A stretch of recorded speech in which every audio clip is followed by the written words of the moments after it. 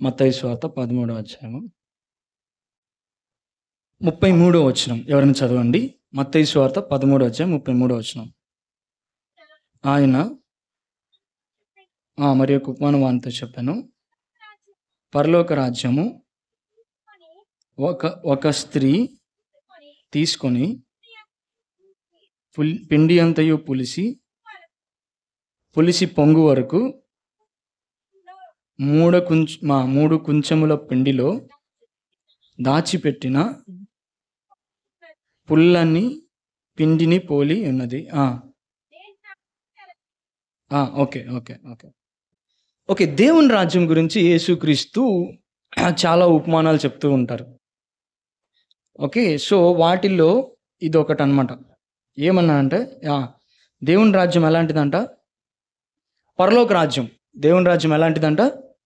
ఒక స్త్రీ తీసుకొని పిండి అంతయు పులిసి పొంగు వరకు 3 కుంచెముల పిండిలో దాన్ని దాచిపెట్టిన పుల్లని పిండిని పోలి ఉన్నది. ఓకే, ఇంగ్లీష్లో దీన్ని ఏమన్నారంటే ఈస్ట్ అన్నారు. ఏమన్నారంటే ఈస్ట్ అంటారు. అందరు చెప్పండి. ఓకే, ఇంగ్లీష్లోనే బాగుంది, దీంట్లో చాలా కన్ఫ్యూజన్గా ఉంది. సో ఇప్పుడు రొట్టెలు తయారు చేసేటప్పుడు మరి యూదులు రొట్టెలే తింటారు కదా. సో ఈస్ట్ అనే దాన్ని కలుపుతారు. అది కలిపితే మంచిగా పొంగడము, మంచిగా అది తయారవుతుంది అనమాట రొట్టె. అయితే విషయం ఏంటంటే ఈ ఈస్ట్కి ఒక అత్యద్భుతమైన క్వాలిటీ ఉందన్నమాట. ఏంటి తెలుసా? సరే, ఈ పులిసిన పుండి ఇదంతా తీసేసి మనం కొత్తది ఒకటి చెప్పుకుందాం.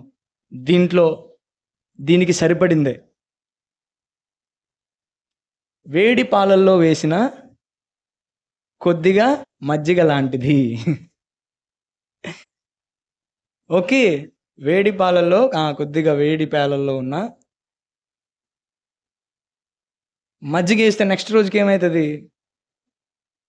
చేమిరి వేస్తే నెక్స్ట్ రోజుకి ఏమవుతుంది? నెక్స్ట్ రోజుకి పెరుగు అవుతుంది కదా. ఏదో కొద్దిగా మనం కలుపుతాం, కానీ నెక్స్ట్ రోజుకి ఏమవుతుంది? అంతా మనం ఏ కొద్ది పార్ట్ అయితే వేసామో, ఇంత చిన్న పెరుగు వేసామో, ఎంత చిన్న మజ్జిగ వేసామో అదంతా ఆ షేప్లో మారిద్ది. మనం వేసింది ఇంత. ఇక్కడ యూదులకు కాబట్టి దేవుడు అలా చెప్పాడు. ఒకవేళ మన దగ్గర అయితే ఇది చెప్పేవాడు. ఓకే, సో ఏంటిదంట పరలోక రాజ్యము? కొన్నిసార్లు ఎలాంటిదంట? ఇంత చిన్న చీమరు లాంటిదంట, లేకపోతే ఇంత చిన్న మజ్జిగ చుక్క లాంటిది, లేకపోతే పెరుగు చుక్క లాంటిది, పాలల్లో వేసిన పెరుగు చుక్క లాంటిది. మరుసటి రోజుకి ఎట్లా తయారవుతుంది? మొత్తం అంతా పెరుగుగా తయారవుతుంది. మొత్తం అంతా మరి ఏ కొద్దిగా అయితే వేసామో దానిలాగా తయారవుతుంది. ఏంటయ్యా అంటే పవర్ ఏంటంటే దేవుని రాజ్యం కూడా అలాంటిది అంటున్నాడు దేవుడు ఇక్కడ. అంటే 30 సంవత్సరాల క్రితం ఇక్కడ దేవుని నమ్ముకున్న వాళ్ళు ఎంతమంది ఉన్నారు? 20 మంది అనుకుందాం. ఓకే, 35 సంవత్సరాల క్రితం, లేకపోతే 40 సంవత్సరాల క్రితం 50 మంది అనుకుందాం. ఇప్పుడు ఎంతమంది ఉన్నారు? ఇప్పుడు కొంచెం ఎక్కువ మంది ఉన్నారు, అంతేనా? 150 మంది అనుకోవచ్చా? 2 చర్చిలు 3 చర్చిలు కలిపి. మొదట్లో ఇక్కడ ఎంతమంది ఉన్నారు? చాలా కొద్ది మంది. అయితే సంవత్సరాలు గడిచే కొద్ది ఏమైంది? విస్తరించింది. 30 సంవత్సరాలు కట్ చేసి చూస్తే ఇంక్రీస్డ్. దేవుని రాజ్యం కూడా ఎలాంటిదంటే ఎవరో ఒక్క వ్యక్తి వెళ్తాడు, బైబిల్ పట్టుకొని వెళ్తాడు. దేవుని మహాకృప, పరిశుద్ధాత్మ, దేవుని కార్యము, దేవుని స్వస్థతలు, దేవుని మరి నడిపింపు, దేవుని అభిషేకము, నిదానంగా ప్రజలు దేవునిలోకి వస్తారు, ఆకర్షితులు అవుతారు, దేవుని సన్నిధిలోకి వస్తారు. ఇక్కడ చెప్పిన మాట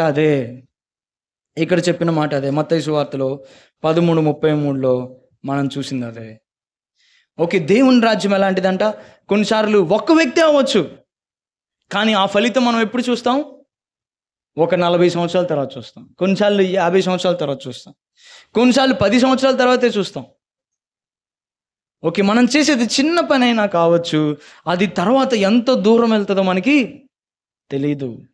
ఎంత దూరం వెళ్తుందో మనకి తెలియదు.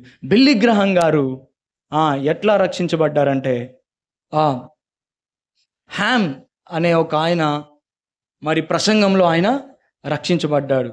ఆయన ఎలా రక్షించబడ్డాడంటే, అట్లా వెనక్కి వెళ్తే ఎడ్వర్డ్ కింబల్ అనే ఆయన సండే స్కూల్ టీచర్ ఒక దేవుని సేవకుడికి వాక్యం చెప్తే, ఆయన ఇంకొకడికి వాక్యం చెప్తే, ఆయన బిల్లీ గ్రహం గారికి వాక్యం చెప్తే, బిల్లీ గ్రహం గారు కొన్ని లక్షల మందికి వాక్యం చెప్పేవాడు, కోట్ల మందిని ఇన్ఫ్లుయెన్స్ చేసేవాడు అయ్యాడండి. సో మనం చేసే దేవుని కోసం చేసే చిన్న పని, ఓకే, దేవుని రాజ్యంలో కూడా ఆ పవర్ ఉంది. ఒక్కరి దగ్గరికి వెళ్తే అది తుదకు ఎంతమంది దగ్గరికి వెళ్తుంది? చాలా దూరం అది వెళ్ళి మొత్తం అంతయు పులే చేయును, పిండి మొత్తాన్ని పులే చేయును. చూడండి, ఇక్కడ మనము ఇప్పుడు ఇందాక పాజిటివ్ యాక్షన్ ఆఫ్ ఈస్ట్ చూసాం. ఓకే, ఈస్ట్ అని ఇందాక మీరందరూ పలికారు కదా. ఓకే, చేమిరి లాంటిది, చిన్న కొద్ది మజ్జిగ భాగము, చిన్న పెరుగు భాగము, నువ్వు ఎంత పెద్ద మరి గిన్నెలో వేస్తే మొత్తము పెరుగుగా తయారు చేయబడుతుంది. ఒక పాజిటివ్ యాంగిల్ ఆఫ్ ఈస్ట్ చూసాం. పరలోక రాజ్యం కూడా అలాంటి ఒక్క వ్యక్తితోనే స్టార్ట్ అవుతుంది, తర్వాత ఆ ప్రాంతాన్ని అంతా ప్రభావితం చేస్తుందని చూసాం. ఇక్కడ దేవుడు ఇంకొక యాక్షన్ ఆఫ్ ఈస్ట్ గురించి చెప్తున్నాడు.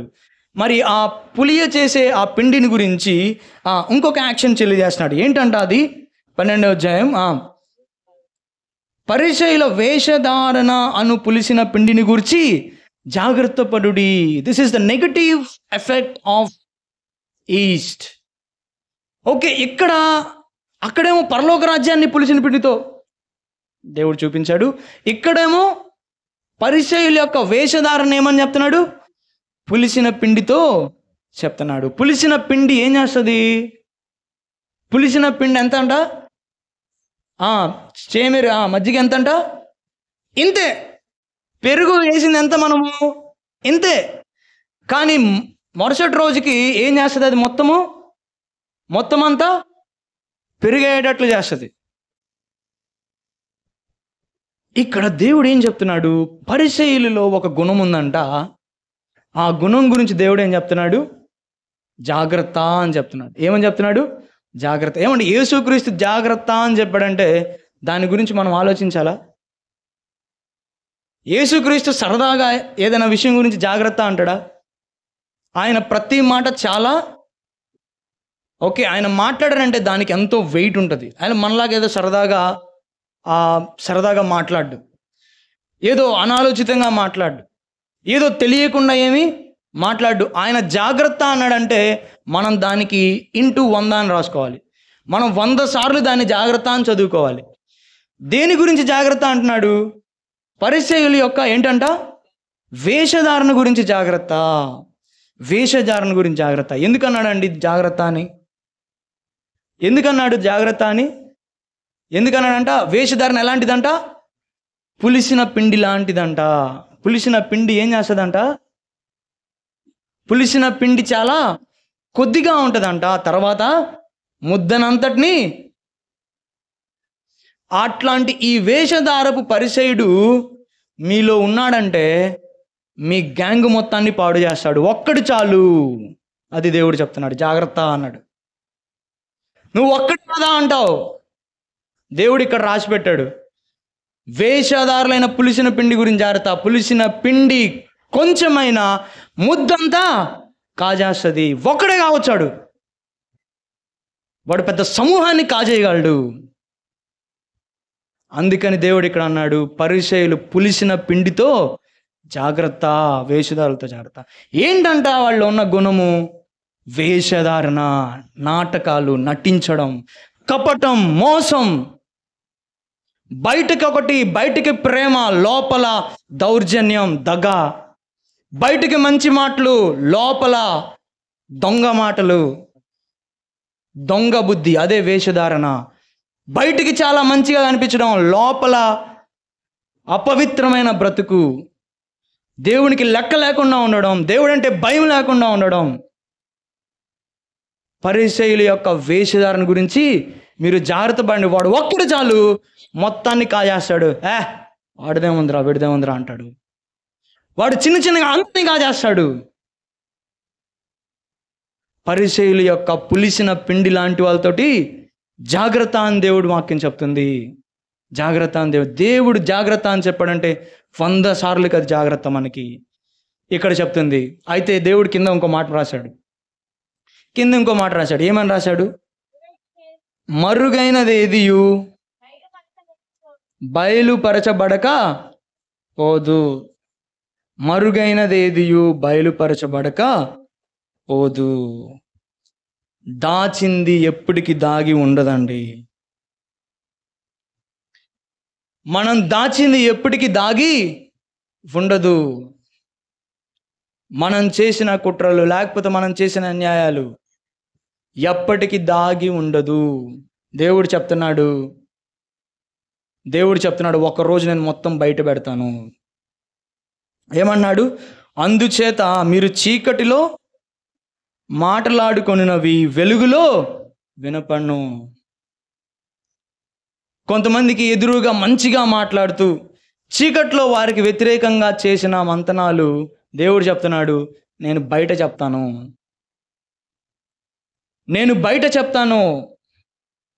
దేవుని వాక్యం చెప్తుంది. ఇది దేవుడు అన్న మాటలు. వేరే ఎవరో మాట్లాడితే మనం దాన్ని అంత సీరియస్గా తీసుకోవాల్సిన పని లేదు. దేవుడు చెప్తున్నాడు మరుగైనది ఏది మరుగై ఉండదు, మొత్తం రేపు బయటపడిద్ది. రేపు దేవుడు తీస్తాడు. ఏంటి చీకట్లో మాట్లాడుకున్నది. అందుకని అంటున్నాడు ఇండైరెక్ట్గా ఏమన్నాడంటే వేషధారిగా ఉండొద్దు, స్ట్రైట్గా ఉండు, వేషధారిగా ఉండొద్దు. ఏదన్నా స్ట్రైట్గా మాట్లాడు, స్ట్రైట్గా చెప్పు. దొంగగా ఉండొద్దు, కుట్రగా ఉండొద్దు. ఇండియాలో దౌర్భాగ్యం ఉంది. ఓకే, అట్లా కుట్రగా ఉన్నవాడిని తెలివిగలవాడు అంటారు, నాకు తెలుసు. భలే జ్ఞానం ఉన్నవాడు అంటారు, నాకు తెలుసు. ఏం పర్లేదు, మనం పిచ్చోడిని అనుకున్నా పర్లేదు, కానీ అట్లాంటి పనికి మన మనస్తత్వం మనలో ఉండకూడదు. మీకు సంగతి తెలుసా? పైకి తెలివి వల్లవాడన్నా వాడి దగ్గర భయంగా ఉంటారు జనాలు. ఏమో వీడు అంతా బాగుండి మళ్ళీ మొత్తం నా గురించి చెప్తాం.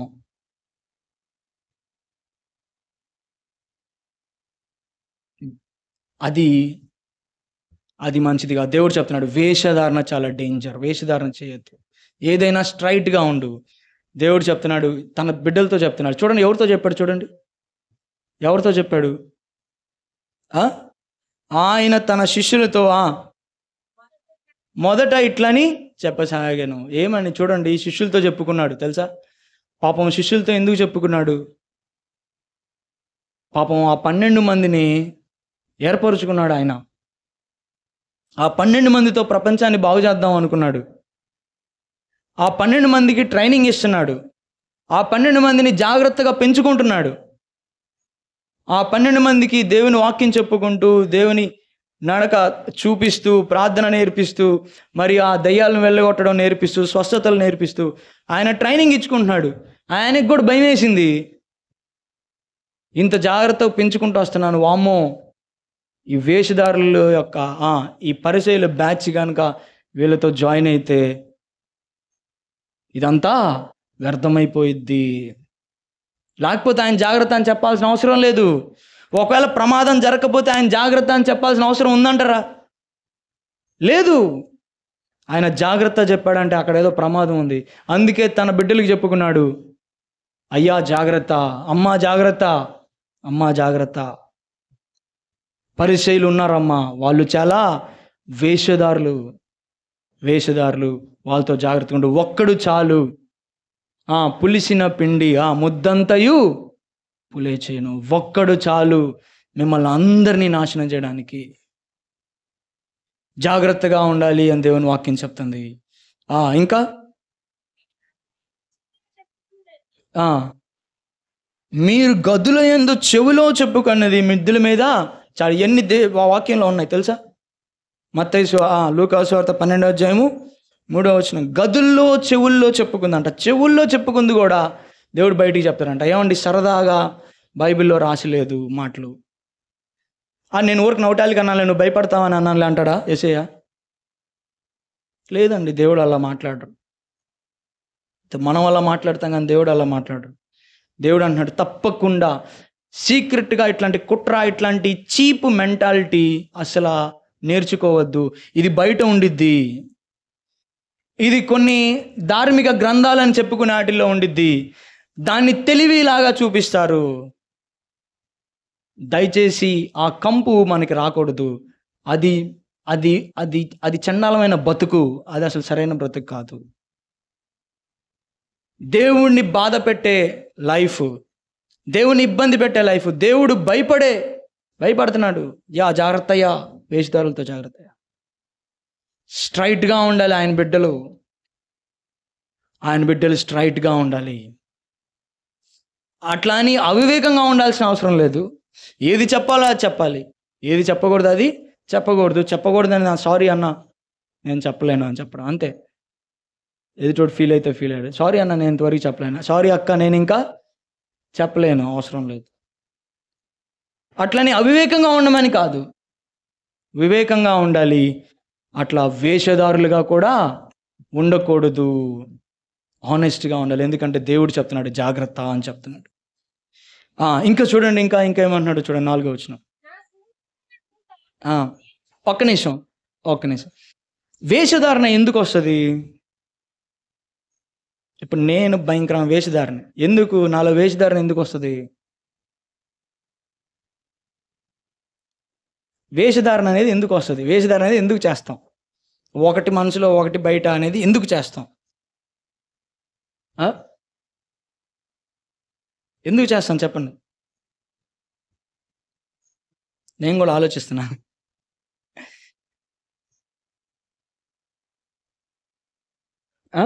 అన్నా సెల్ఫ్ బెనిఫిట్ కొరకు. ఓకే, ఇంకా వేషధారణ ఎందుకు చేస్తాం మనం? వేషధారణ ఎందుకు చేస్తాము? కొన్నిసార్లు మొహమాటాన్ని బట్టి కదా.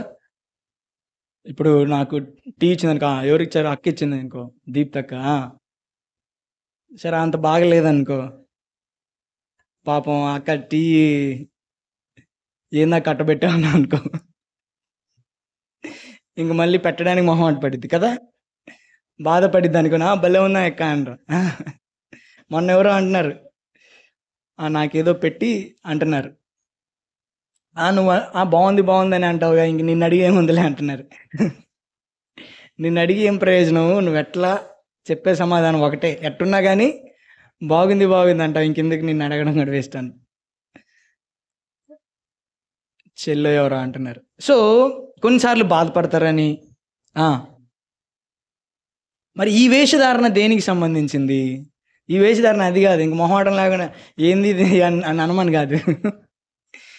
ఓకే, భక్తిలో వేషధారణ. ఎందుకు వేషధారణ? ఏమో శామ్ అంటే చాలా మంచి వ్యక్తి అనే అభిప్రాయం పోయిద్దేమో. ఇంకో 2 మాటలు ముందుకెళ్ళి అని ఆలోచిస్తే, మన దగ్గర ఎలాంటి వాళ్ళు ఉంటారంటే, ఒక్కడు ఏదైనా బలహీనత చెప్తే, చూడండి జాగ్రత్తగానండి, నాకు కొంచెం ఈ బలహీనత ఉంది, నేను నిజంగా నేను బలహీనుని అబద్ధం చెప్పాను అంటే, ఇప్పుడు నేను ఇంకా 100 అబద్ధాలు చెప్తా ఉంటాను, కానీ నేనేం చేస్తానంటే, ఎరా అబద్ధం చెప్తావా? అబద్ధాలు చెప్తా బతుకుతున్నావా? అబద్ధాలు చెప్తా అని వాడిని కనిపించినప్పుడల్లా అంటాను. జాగ్రత్తగా ఉంటున్నారా? ఎవడన్నా కొంచెం నీతిగా ఉంటూ తనకున్న బలహీనత గురించి చెప్తే, ఒకళ్ళ బలహీనత ఎవరికైనా తెలిస్తే, ఈ సమాజం ఎలాంటిది? ఒరే బలహీనతలు ఎవడికి ఉండవురా, ఒకట్లో ఇంకోటిలో అన్నట్టు. అయినా మనమే దేవుడి దయ వల్ల మనం ఏదో దేవుని కృప వల్ల మనం ఉండగలుగుతున్నాం, కానీ మనమేం పెద్ద గొప్ప వాళ్ళమా అన్న దృక్పథం పోయి సమాజం ఎలా ఉండిద్దంటే, చేసావుగా నేను దొప్పి పొడుస్తూ ఉంటుంది. ఏమండి చూడండి, ఏమండి చూడండి మరి, ఆ వ్యభిచారమందు పట్టబడిన స్త్రీని మన బ్యాచ్ అంతా వచ్చారు. ఏమని వచ్చారు? రాళ్ళు పట్టుకొని వచ్చారు. ఏమని వచ్చారు? వ్యభిచారం చేసావు, అయిపోయావు, నువ్వు ఏం చేయాలి చెప్పు అని రాళ్ళు పట్టుకొని అడుగుతున్నారు. ఏం చేయాలి చెప్పు అని.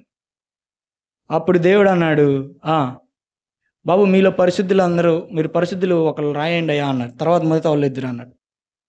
మీరు మంచి పరిశుద్ధుడు ఒకడు రాయండి, తర్వాత మిగతా వాళ్ళు ఇద్దరు అంటే అందరు వెళ్ళిపోయారు, పరిశుద్ధులు అందరూ వెళ్ళిపోయారు. ఏమండి పరిశుద్ధులందరూ వెళ్ళిపోయారు. ఎందుకు?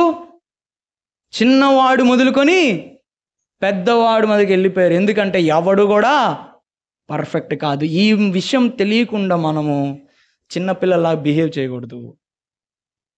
ఏమండి ఎందుకు చాలాసార్లు వేషధారణగా జీవించాల్సి వస్తుంది అంటే, ఏమో నా బలహీనత వీడికి తెలిస్తే వీడు నన్ను చచ్చిపోయిందాకా ఆడుకుంటాడు. నా బలహీనత ఈ అక్కకి తెలిస్తే ఈ అక్క ఇంకో 20 మందికి 1,00,000 మందికి చెప్పిద్ది. ఎందుకురా బాబు లేనిపోయింది. అందుకని భయంగా బ్రతికే వాళ్ళు ఉంటారు. కొంతమంది ఏమో నేను చాలా మంచోడిని అని చూపించుకోవడానికి వేషధారణగా బ్రతికే వాళ్ళు ఉంటారు. ఏమండి అందుకనే కిందటి వాక్యం చూడండి, 4వ వచనం చదవక. నా స్నేహితులైన మీతో నేను చెప్పినదేమనగా, దేహమును చంపిన తరువాత మరేమియు చేయనేరని వానికి భయపడకుడి. ఎవరికి మీరు భయపడనో తెలియజేయుదును. చూడండి ఏమన్నాడు దేవుడు? అరే ఎందుకురా వేషధారణ, ఎందుకు నటించేది, ఏం చేస్తాడు? మనం విషయం ఏంటంటే ఎందుకు వేషధారణ అంటే చాలాసార్లు ఎదుటోడికి భయపడతాం. ఏమో వాడికి వెళ్ళి 1000 మందికి చెప్తాడేమో అని. ఏమండి దేవుడు నిన్ను దీవించాలనుకుంటే జాగ్రత్తగా వినండి, దేవుడు నిన్ను దీవించాలనుకుంటే 1000 మంది కాదనుకుంటే ఆపగలరా? ప్రైజ్లో జాగ్రత్తగా వినండి. దేవుడు నీ మీద తన కృపంచి నిన్ను ఆశీర్వదించాలనుకుంటే ఈ 1000 మంది 1,00,000 మంది మీ ఊరిలో ఉన్నారనుకో, 1,00,000 మంది నీ గురించి వ్యతిరేకంగా ఉన్నారు, 1,00,000 మంది ఏమైనా ఆపగలరా? నిజానికి మనకు దేవుని శక్తి తెలీదు. మనం సినిమాలు సీరియళ్ళు పొద్దుగూకులు చూస్తా వాళ్ళ దగ్గర వీళ్ళ దగ్గర కూర్చొని మాట్లాడుతూ ఉంటాం కాబట్టి మనకి మనిషి పవర్ మీద ఎక్కువ విశ్వాసం ఉంటుంది, కానీ దేవుని పవర్ మీద విశ్వాసం ఉంటుంది. అరే దేవుడు అనుకుంటే ఏముంది, దేవుడు క్షమిస్తే ఇంకేంది, దేవుడు ఆశీర్వదిస్తే వీళ్ళేంది. అందుకని మనం భయపడతా దేవుణ్ణి బాధ పెడతాం, దేవుని దగ్గర కాంప్రమైజ్ అవుతాం, దేవుణ్ణి పక్కన పెడతాం. ఏందమ్మా రాలేదంటే మా చిన్నాన్నోళ్ళ ముత్తాత చెల్లి బర్త్డే లేకపోతాం ఫీల్ అయిద్ది అంట. దేవుడు ఫీల్ అయితే పర్లేదు, దేవుడు బాధపడితే పర్లేదు. ఏమండి ఇక్కడ దేవుడు చెప్తున్నాడు, ఏమంటున్నాడు? దేహమును చంపిన తర్వాత మరేమీ చేయనేరని వానికి భయపడకుడు. ఏమండి దేవుడు మనతో మాట్లాడుతున్నాడు, ఆయన శిష్యులతో మాట్లాడుతున్నాడు, మనతో నీతో నాతో మాట్లాడుతున్నాడు. ఏమనంటే భయపడద్దు. ఏం చేస్తారు? మహా అయితే భయంకరంగా నీ గురించి చెడ్డగా చెప్తారేమో. సరే ఇంకా భయంకరంగా అయితే పాపం మోసే అహరోనులకు ఏం చేశారు? చెడ్డగా చెప్పి, వామ్మో ఈ మోసే దేవుడు అన్నాడు వెళ్ళి వాళ్ళని కొట్టండి అయ్యా, నేను మీతోటి ఉన్నాను, వెళ్ళి కొట్టండి అంటే వాళ్ళని చూసి భయపడి ఇజ్రాయిల్ దగ్గరికి అందరికి వెళ్ళి వామ్మో వాళ్ళు ఎంత హైట్ ఉన్నారో, వామ్మో వాళ్ళు ఎంత పొడుగున్నారో, మోసేకి మన మీద కోపం రా అందుకే ఇల్లు కొట్టమంటున్నాడు, వాళ్ళ ముందు మనమేడ పోరాటం చేస్తారని లేనిపోని అని చెప్పారు. లేనిపోని అని చెప్తే మీకు తెలుసా ఆ విషయం ఎంత దూరం వెళ్ళిద్దంటే అసలు ఏమీ లేని దగ్గర వీళ్ళు భయం క్రియేట్ చేసి మోసేని అహరోన్ని రాళ్లతో కొడదాం అన్న దాకొచ్చిద్దండి. తెలుసా మీకు ఆ విషయం? నిర్గమాకాండంలో చెప్పుడు మాటలు, నిజానికి ఏం లేదు. చెప్పుకుంటూ భయపడి ఆ భయం మీద మోసేని అహరోన్ని కొడదాం అనుకుంటారు. ఎంత డేంజరో చూడండి అవిశ్వాసం, ఎంత డేంజరో అవిశ్వాసం. ఇక్కడ చూడండి ఈ భయంలో మనిషి ఏం చేస్తాడో తెలియదు. అందుకే దేవుడు అంటున్నాడు, అయ్యా ఏం చేస్తారా మహా అయితే వాళ్ళు ఏం చేస్తారు, మహా అయితే వాళ్ళు ఏం చేస్తారు, దేహమునకు చంపిన తర్వాత మరేమియు చేయని వారికి భయపడ. So first thing as a disciple మనకేం కావాలంటే we need to be courageous. మనం చాలా ధైర్యంగా ఉండాలి. ఇవన్నీ ఎందుకు చెప్తున్నామంటే నార్త్ ఇండియాలో జరిగే సంగతులు ప్రార్థన చేయడానికి చెప్తున్నాం. మనం ఇంకా జ్ఞానంగా ఎలా చేయాలో మన దేవుడు చెప్తున్నాడు. పామురు వలె నిష్కపటంగా ఉండండి. పాముల వలె వివేకముగా ఉండమని దేవుడు చెప్పాడు. కాబట్టి వివేకంలో భాగంగా మనకి కొన్ని పరిస్థితులు తెలిస్తే ఏదో మూర్ఖంగా మొద్దుగా వెళ్లకుండా వివేకంతో వెళ్ళడానికి మనం కొన్ని తెలుసుకున్నాం. కానీ దేవుని శిష్యులందరూ హతసాక్షులైన వాళ్ళే. భయపడి ఆగినోడు ఎవడు లేడు. దేవుడు సెలవిస్తే ముందుకు వెళ్ళిన వాళ్ళే. కానీ మనోళ్ళు మదర్ తెరీసా కావచ్చు, గ్రాహం స్టెయిన్స్ కావచ్చు, డేవిడ్ లివింగ్స్టన్ కావచ్చు, డేవిడ్ బ్రైనార్డ్ కావచ్చు, అదోనీరామ్ జడ్సన్ కావచ్చు, హడ్సన్ టైలర్ కావచ్చు, వాళ్ళకెవ్వరికి పరిస్థితులు ఏం సరిగ్గా లేవు. In spite of all that దేవుడు చెప్పాడు కాబట్టి దే వెంట్ ఫార్వర్డ్.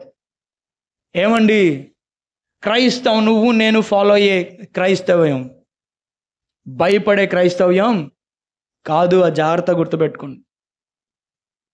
భయపడే వాళ్ళు కాదు. మన వాళ్ళు ఎదురు తిరిగి కొట్టరు, కానీ దానికంటే ధైర్యమైన పని ఏం చేస్తారు?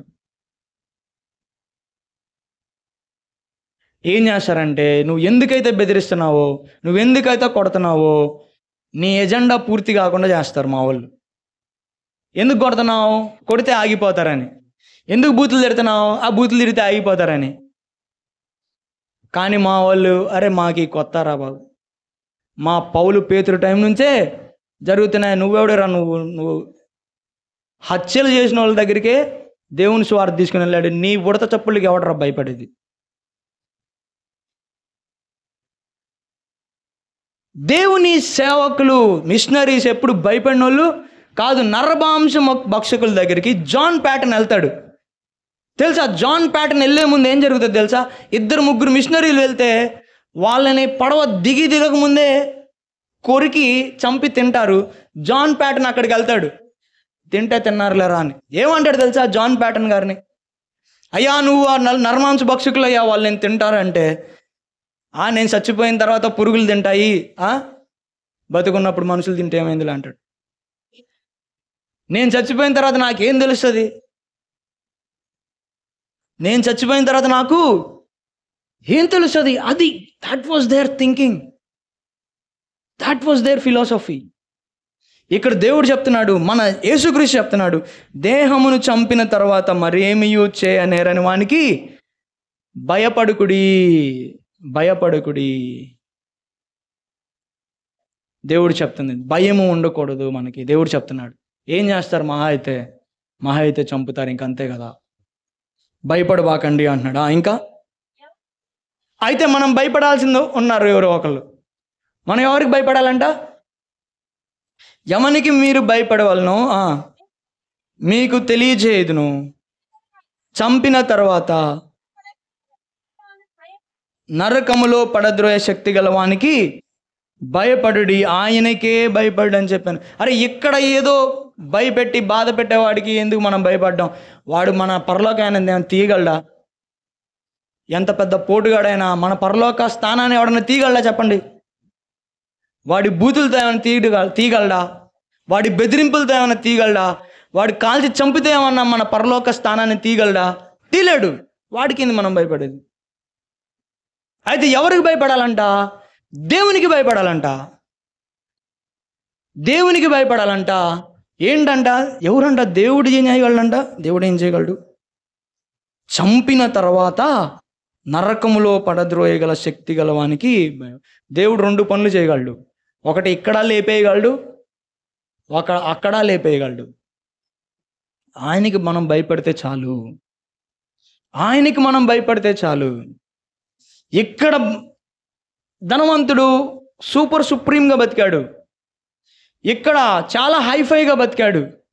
కానీ కళ్ళు తెరిస్తే ఎక్కడ కళ్ళు తెరిచాడు? కళ్ళు తెరిచి ఎక్కడ ఎక్కడ కళ్ళు తెరిచాడు? నరకంలో కళ్ళు తెరిచాడు. మంచి చావు కదా అయింది. ధనవంతుడిది మంచి చావా కాదా చెప్పండి? పాపం ఆయన సమాధి కార్యక్రమాలు ఎంత బాగా జరిగినాయి. బంగారు పెట్టెలో పెట్టారేమో ఆయన్ని. మొత్తం పెద్ద బ్యాండ్ మేళం వచ్చిందేమో, పెద్ద పెద్ద పాస్టర్లు వచ్చారేమో. పాప మనోడు క్రిస్టియనే తెలుసా, యూదుడు. కాకపోతే మనోడు వెళ్ళింది ఎక్కడికి? బంగారు పెట్టెలో పెట్టిన, వెళ్ళింది మాత్రం నరకానికి. ఏమండి, దాని గురించి మనం భయపడాలి, దాని గురించి మనం ఆలోచించాలి, దాని గురించి మనం టెన్షన్ పడాలి, దాని గురించి మనం భయపడాలని దేవుని వాక్యం చెప్తుంది. అయితే చూడండి, దేవుడు ఇంకా మంచి మాటలు మనతో చెప్తున్నాడు. ఏమంటున్నాడు? 6వ వచనం, 5 పిచ్చుకలు 2 కాసులకు అమ్మబడును కదా, అయినను వాటిలో ఒక్కటైనను దేవుని ఎదుట మరువబడదు. చూడండి 7వ వచనం, మీ తల వెంట్రుకలన్నీ లెక్కింపబడి ఉన్నావని భయపడకుడి, మీరు అనేకమైన పిచ్చుల కంటే శ్రేష్ఠులుగా. Praise the lord, praise the lord, praise the lord. దేవుడు చెప్తున్నాడు, మీ తల వెంట్రుకలన్నీ లెక్కింపబడి. అంటే నువ్వు నా కళ్ళ ముందు ఉన్నావు, టెన్షన్ పడబాక. నీకేం జరుగుతున్నా కానీ నాకు తెలియకుండా జరగదు. అది చాలు మనకి, ఇంకా మిగతాది అక్కర్లేదు. నా దేవునికి తెలియకుండా జరగదు. జూలియస్ అనే అంకుల్, బహుశా నిక్సన్ అన్నకు తెలుసు, is a very senior graduate of ఈజిఎఫ్. ఆ అంకుల్ ఎక్సైజ్ డిపార్ట్మెంట్లో మరి పనిచేస్తూ ఉంటే చాలా హై ప్రొఫైల్ జాబ్ అయింది. ఆయన ఒక ఫ్యాక్టరీ దగ్గరికి వెళ్ళి అక్కడ వేరే ఏయో తయారు చేస్తూ మరి సర్టిఫికెట్ మీద లేకపోతే పేపర్ మీద వేరే ఏయో తయారు చేస్తున్నారని చూపించారంట. ఓకే, చాలా పెద్ద ప్రొఫైలు, బహుశా బెంగళూరులో అనుకుంటా. అయితే ఆయన వెళ్ళాడు, చెక్ చేశాడు, కనిపెట్టాడు. వీళ్ళు రాసిందేమో ఒకటే, కానీ అక్కడేమో వేరేదని రాసినారు. ఇంకా ఆయనకి సీల్ చేసే అధికారం ఉంది. పెద్ద లక్షల కోట్ల టర్న్ ఓవర్ సీల్ చేసేసాడు. సీల్ చేసే ముందు అటుపక్కన ఇవ్వాలి, సార్ ఫుల్ పొలిటికల్ బ్యాకప్ ఉంది సార్, జాగ్రత్త సార్ అన్నారు. సర్లే అని నేను ఒక మంచి అధికారిగా నేను చేయాల్సిన పని నేను చేస్తానని సీల్ చేసేసాడు. సీల్ చేసి ఇంటికి రాగానే మనం అనుకున్నట్టుగానే ఇది నిజంగా జరిగింది, మనం అనుకున్నట్టుగానే ఆయనకి ఫోన్ కాల్స్ వచ్చినాయి. ఏమని వచ్చినాయి అంటే, నీ భార్య ఎక్కడికి వెళ్ళిద్దో మాకు తెలుసు, నీ పిల్లలు ఎక్కడ తిరుగుతారో మాకు తెలుసు, అడ్రస్లు పెట్టి నీ ఇష్టం, నువ్వు మళ్ళా అది వెనక్కి తీసుకోకపోతే నీ అంతు చూస్తాం, నిన్ను లేపేస్తాం, నీ పిల్లల్ని కూడా మొత్తాన్ని లేపేస్తాం అని బెదిరించారంట. మీకు సంగతి తెలుసా, ఆయన పైన అధికారి కూడా ఆయనకి చెప్పాడంట, సార్ మీరు ఆఫీస్కి రాబాకండి అని. సార్ కొన్ని రోజులు మీరు ఆఫీస్కి రాబాకండి సార్, మిగతా అన్ని నేను చూసుకుంటాను అని చెప్పారంట. భయం వేసి జూలియస్ అంకుల్కి పైన అధికారి, ఏమండి జాగ్రత్త వినండి. అప్పుడు జూలియస్ అంకుల్ అన్నాడంట, ఆయన చెప్పాడు ఇట్లా ఎల్టీ క్యాంప్లో చెప్తే నేను విన్నాను. జూలియస్ అంకుల్ అన్నాడంట, అరే బాబు డియర్, నా దేవుడు అనుమతించకుండా నా వెంట్రుక కూడా నొప్పేయలేమని చెప్పాడంట. Praise the lord.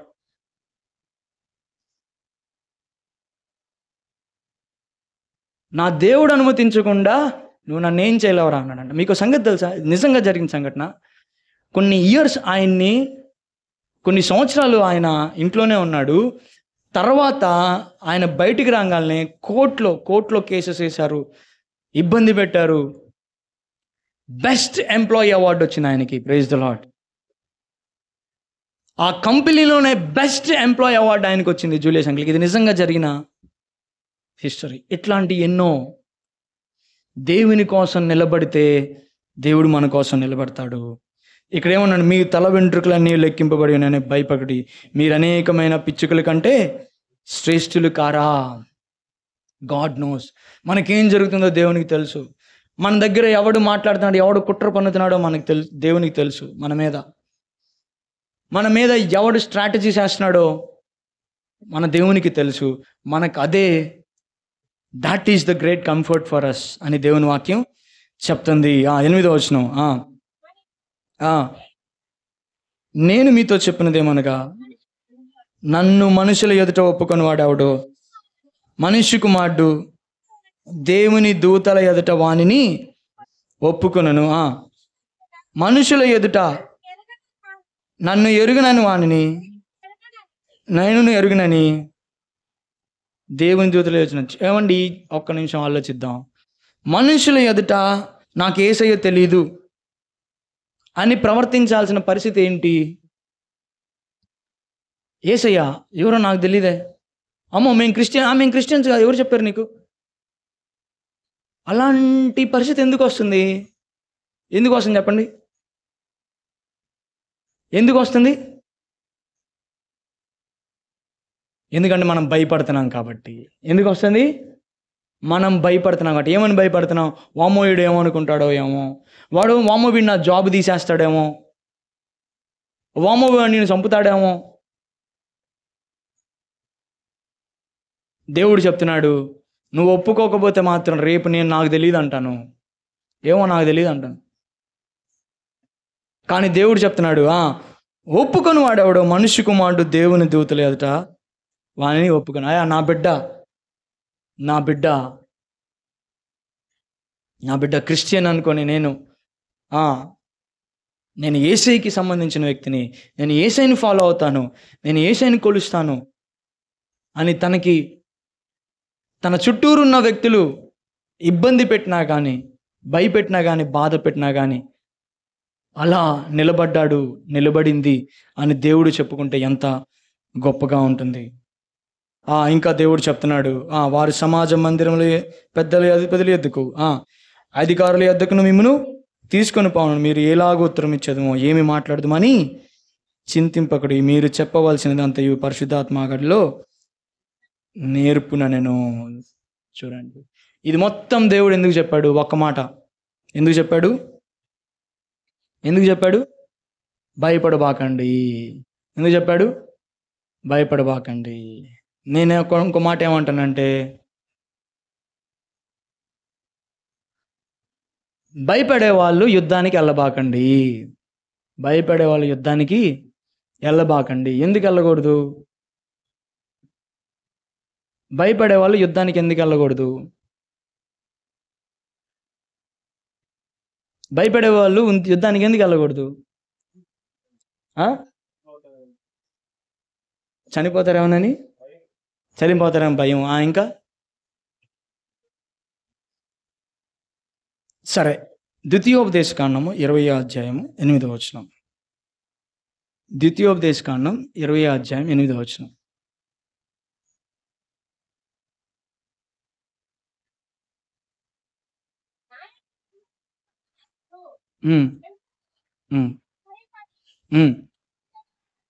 ఎవడు భయపడి మెత్తని గుండె గలవాడు అగునో వాడు తాను అధైర్యపడిన రీతిగా తన సహోదరుల గుండెను అధైర్యపరచకుండానట్లు తన ఇంటికి తిరిగి వెళ్ళవచ్చునని చెప్పాను. Praise the lord. దేవుడు యుద్ధం గైడ్ లైన్స్ ఇచ్చాడు. ఏమని చెప్పాడు? ఎవడికన్నా భయంగా ఉండి కొంచెం గుండె అంతా ధైర్యం లేనోడు ఏం చేయాలంట?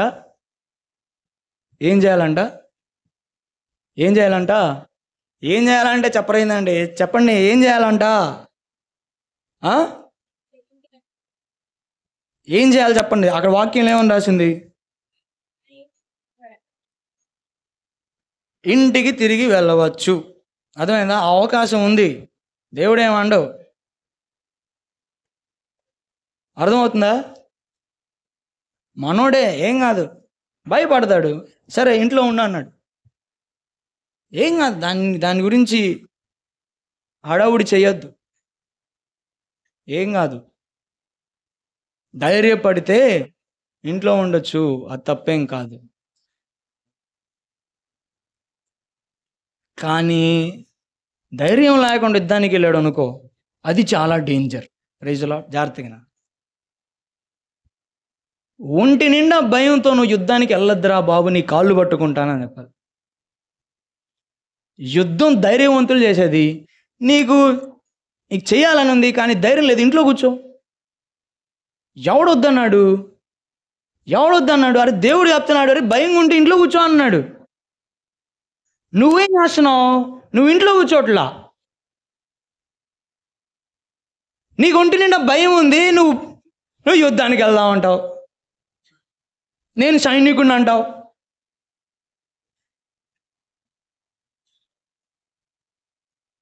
అయితే ఏంది ప్రమాదం అంటే, ఈరోజున ఇట్లాంటి ఫర్జీ బ్యాచ్ చాలామంది ఉన్నారు.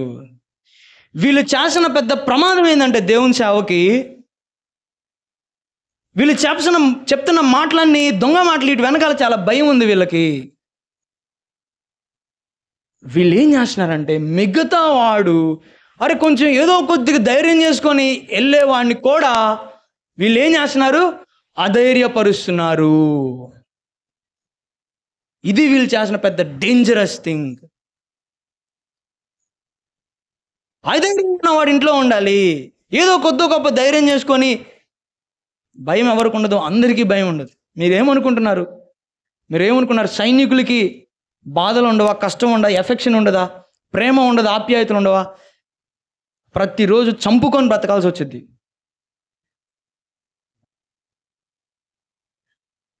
వారికి పనులు బాధ్యతలు తెలియక కాదు. అరే మన గురించే చూసుకుంటే 10 మంది గురించి ఎవరు ఆలోచిస్తారు అనే దృక్పథంతో వెళ్తాడు సైనికుడు.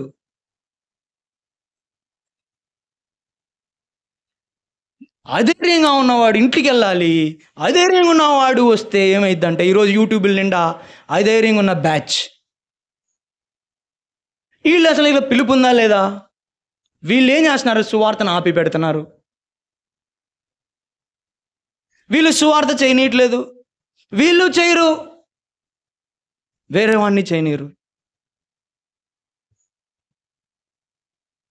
దేవుడు చెప్తున్నాడు, ఏం చేస్తాడు మహా అయితే? ఏం చేస్తారంట? శరీరమును మాత్రమే చంపువానికి ఎందుకు భయపడుతుంది.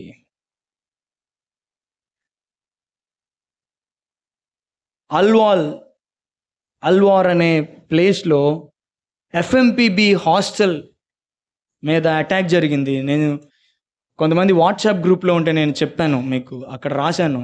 నేను నిజానికి అక్కడ మొత్తం రాయలేదు. నిజానికి హ్యాన్సీ రవి వాళ్ళు కూడా ఉన్నారు.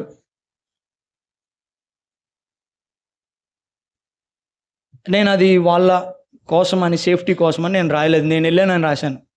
మనకేదైనా ఏం కాదులే అని. అయితే అక్కడ హాస్టల్ పరిస్థితి ఏంటంటే, నేను వాళ్ళకి 2-3 డేస్ టీచింగ్ చేశాను. సలోమ్ అక్కగా ఎవరికో నేను అవి పెట్టాను. వాడు సలోమ్ అక్క కొడుకు బర్త్డే రోజు వాళ్ళకి చికెన్ వండించాం మనం. అక్క చిన్న గిఫ్ట్ ఇస్తే అది వాళ్ళకి ఇచ్చి, నేను ఆ బిడ్డలందరికీ 50 మంది ఉన్నారు. వాళ్ళందరూ పాములు పట్టుకునే తెగకి సంబంధించిన వాళ్ళు. మరి 5వ తరగతి కంటే ఎక్కువ చదవని వాళ్ళని, కొంచెం దూరంగా ఉండే వాళ్ళని తీసుకొని వచ్చి ఆ హాస్టల్లో పెట్టి మంచి ఫుడ్ ఇస్తూ, అక్కడ దగ్గర ఉన్న స్కూల్స్లో వీళ్ళే ఫీజులు కడుతూ, మనలాంటి వాళ్ళు ఎవరైనా హెల్ప్ చేస్తూ ఉంటే ఫీజులు కట్టు అక్కడ చదివిస్తున్నారండి. ఎంత గొప్ప విషయం. వాళ్ళ తల్లిదండ్రులు కూడా చాలా కృతజ్ఞతగా ఉంటారు. నేను కొంతమంది తల్లిదండ్రులతో అక్కడ మాట్లాడాను. ఆ సార్లు అంటే, ఆ మిషనరీలు అంటే చాలా కృతజ్ఞతతో ఉంటారు. సార్ మాకు మొన్నవాడు ఒక డిగ్రీ చదివితే, సార్ మా తెగ అంతట్లో కొన్ని వేల మంది ఉన్నారు వాళ్ళు. సార్ డిగ్రీ ఎవరు చదవలేదు సార్, ఈ బిడ్డ వీడు చదివాడు సార్ అని చెప్తున్నారు. మంచి చదువు తీసుకొస్తూ ఎక్కడెక్కడో మారుమూలు ఉన్న వాళ్ళని ఎంపవర్ చేస్తుంటే, పైకి తీసుకొని వస్తుంటే, హిందీ డిటి క్యాంప్ ఒకటి జరిగింది. వాళ్ళది స్టూడెంట్ డిటి క్యాంప్ జరిగింది. ఆ క్యాంప్కి నేను కూడా రవికి బాగలేకపోతే నేను కూడా డాక్టర్ని చదివి తీసుకున్నాను, బైబిల్ స్టడీస్ తీసుకున్నాను. అయితే మాకు ఎక్కడ జరిగిందో ఒక స్కూల్లో జరిగింది. ఆ స్కూల్నే ఆయన చిన్న చర్చ్ లాగా చేశాడు. ఎంతంటే ఇది ఎంత ఉంటుంది అంతే, ఇక్కడ నుంచి అన్నపూర్ణ ఆంటీ కూర్చున్నంత వరకు అంతే. అంత పొడుగు కూడా ఉండదేమో, కొంచెం దగ్గరకు ఉంటుంది. సో అంత స్కూల్ అండి, బాగా పాడుపడిపోయి ఉంది కొంచెం. ఆ స్కూల్ ప్రిన్సిపాల్తో నేను కూర్చున్నాను. స్కూల్ ప్రిన్సిపాల్తో నేను కూర్చున్నాను. నాకేంటంటే మన ఆర్గనైజేషన్లు చాలా ఉన్నాయి, మళ్ళీ ఒకడికొకడు పడదు. మనం పెద్ద పోటుగా లేదు కోట్ల మంది ఉన్నట్టు ఒక ఆర్గనైజేషన్కి ఇంకొక ఆర్గనైజేషన్ పడదు. సరే అట్లా దాన్ని పక్కన పెడదాం.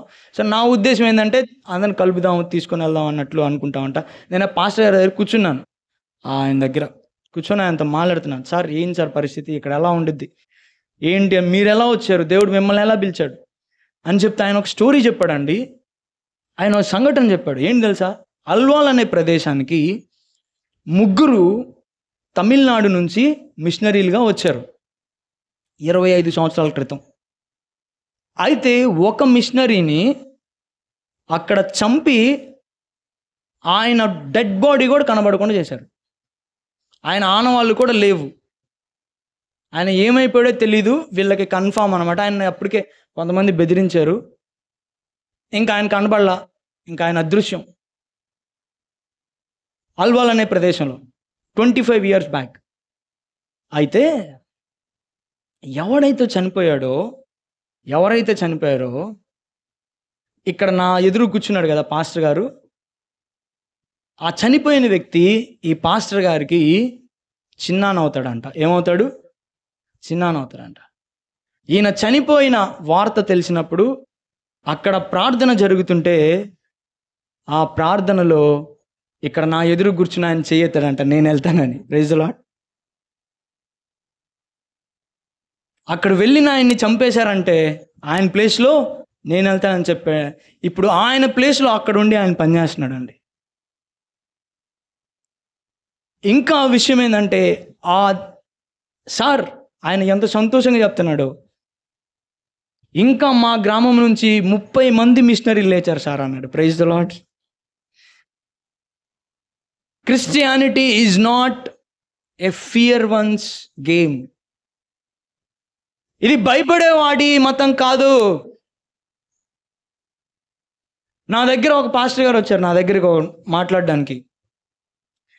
అయితే నేను ఈ ఇన్స్టాగ్రామ్లో ఫేస్బుక్లో బూతులు తిడుతూ ఉంటారని బాధపడుతూ ఉంటాను.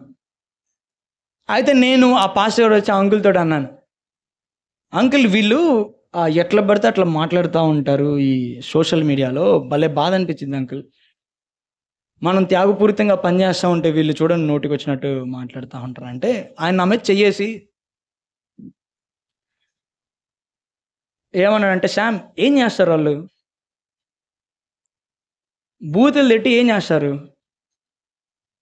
వాడు బూతులు తిట్టి మన సువార్త ఏమైనా ఆపగలడా? సరే 2 అడుగులు ముందుకెళ్ళి వాడు కొడతాడు, మనం ఏమైనా ఆపుతామా? మనం ఇంకా 2 చెప్తాం కదా అన్నాడు. Praise the lord.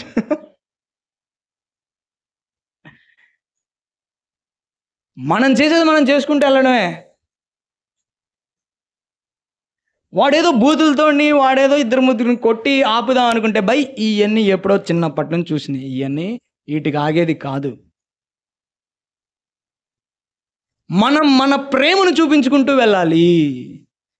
మన సువార్తను దేవుడు మనకి ఇచ్చిన అవకాశం దగ్గర ప్రకటించుకుంటూ వెళ్ళాలి. కానీ దేవుని వాక్యంలో ఇది కూడా ఉంది, ఎవడన్నా మిమ్మల్ని చేర్చుకోకపోతే ఏం చేయాలంట? కాళ్ళు దులుపుకొని వదిలిపెట్టి వెళ్ళిపోవాలి.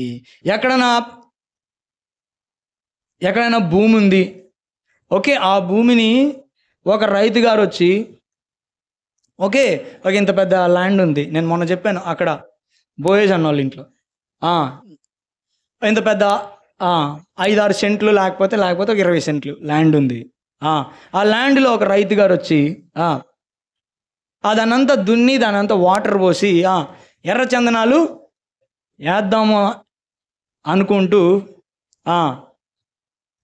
ఎర్ర చందనం మొక్కలు తెచ్చితే ఒక ట్రాక్టర్ నిండా ఎర్రచందనం మొక్కలేసి, ఎర్రచందనం టన్ను ఎంత? టన్ను 80 లక్షలు అంట. ఓకే, మనం కాదంటామా? మనం కాదంటామా? ఎవడు కాదంటాడు? ఎర్రచందనం రేటు తెలియనోడు కాదంటాడు కదా. అది ఎర్రచందనం అని తెలియనోడు కాదంటాడు. వాడు నువ్వు ట్రాక్టర్ దించబాకు, నువ్వు మొక్కలు దించబాకు, నువ్వు వెళ్ళిపోరా అంటే, సరేరా అని బండెక్కి ఇంకెళ్ళిపోవాలి అంతే. ఇంకా మనం వచ్చి రైతు గారు వచ్చి ఎర్రచందనం మొక్కలు వేస్తే అవి పెద్ద అయితే ఏమవుతుంది? అరే నీ గ్రామానికి మంచిది కదా 80 లక్షలు. నేను ఊరికి చెప్తున్నాను. సువార్త ఎలాంటిది? అంతకంటే వాల్యుబుల్ది. Praise the lord. మరి సువార్త వచ్చి చెప్తానంటే ఏమవుతుంది? అది నీకు మంచి చేస్తుందా, కీడు చేస్తుందా? మరి సువార్తని అనుమతించిన దేశాలు ఎలా ఉన్నాయి? మంచి చేస్తుందా, కీడు చేస్తుందా? అయినా కానీ నువ్వు కథలు పడితే ఏం చేయాలి? సరేనయ్యా, కాళ్ళు దులిపి వెళ్ళిపోవాలి. కొంతమందికి దేవుని వాక్యం వినిపిస్తున్నా కానీ దేవుని వాక్యం అంటే చాలా తక్కువ మనస్తత్వము, తక్కువ చూపు, చాలా తక్కువ పరిస్థితి ఉంటే ఏం చేయాలి? మనం కాళ్ళు దులిపి ఐ థింక్ 18వ వచనమా 18వ అధ్యాయం అపోస్తుల కార్యాలు 18లో అనుకుంటాం, బహుశా 4వ వచనం, ఐ డోంట్ నో, 14:4 అనుకుంటా, నాకు తెలియదు. చూడొద్దు. అక్కడ పౌలు ఏమంటాడు? మీ రక్తానికి నేను ఉత్తరవాదిని కాదు, నాకు సంబంధం లేదంటాడు. నాకు సంబంధం లేదని ఎవరితో అంటాడు? యూదులతో అంటాడు. ఎందుకు అంటాడు? యూదులకి బైబిల్ తెలీదా? యూదులకి దేవుని వాక్యం తెలీదా? నేను చెప్పాల్సిందంతా చెప్పాను, అయినా కానీ మీలో మార్పు అనేదే లేదు. ఇంకా నాకు సంబంధం లేదు, నేను అన్యుల దగ్గరికి వెళ్తున్నాను, మీ రక్తానికి మీరే. కొన్నిసార్లు దేవుడు ఛాన్స్ ఇచ్చి నేను అనుకుంటాను, కొన్నిసార్లు మనం అట్లా చేయాలి. మనం ఇట్లా ఆడే కూర్చొని అట్లా టైం వేస్ట్ చేస్తూ ఉండకూడదు. అరే దేవుడు చెప్పాడు, దేవుడి కంటే ప్రేమ కలిగిన వాళ్ళం మనం. అపోజిట్ పౌలు కంటే ప్రేమ కలిగిన వాళ్ళం మనం. దేవుడేమన్నాడు? వినిపించు, వినకపోతే గర్వంగా ఉంటే, విలువ తెలియకపోతే కాళ్ళు దులిపేసి వెళ్ళిపో. ఇంకా చాలామందికి అవసరం ఉంది. ప్రార్థన చేసుకుందాం. దేవునితో చెప్దాం. వేషధారణ అనే పులిసిన పిండి, దేవుడు చెప్తున్నాడు, అది చాలా డేంజర్. అయ్యా, మనందరం దానికి బాధితులమే. నువ్వు, నేను, మనందరం ఏదో ఒక టైంలో వేషధారులుగా ప్రవర్తించిన వాళ్ళమే. దేవుని పాదాలు చెంతకొద్దాం. అయ్యా క్షమించు. వేషధారణ బ్రతుకుని తీసేయి.